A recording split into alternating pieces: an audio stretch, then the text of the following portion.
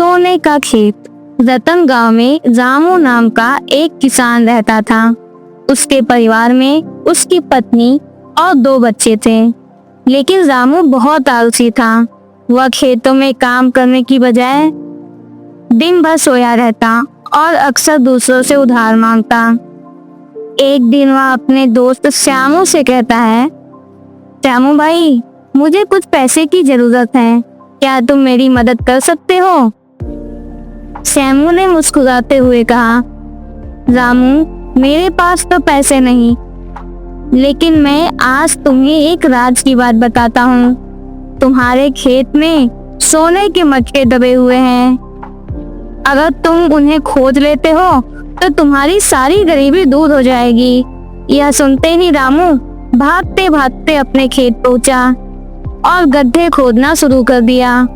वह पूरे दिन मेहनत करता रहा, लेकिन उसे सोने का कोई घड़ा नहीं मिला।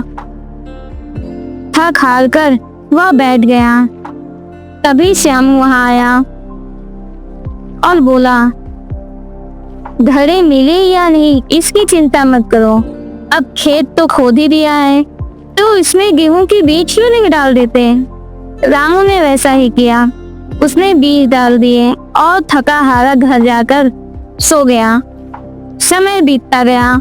कुछ दिनों बाद जब रामू खेत पर पहुंचा, खूबसूरत गेहूं की फसल उगी हुई है। सुनहरी बालियों को देखकर उसकी आंखें चमक उठी। उसी समय श्यामू भी वहां आ गया और बोला, रामू भाई, यही है असली सोना।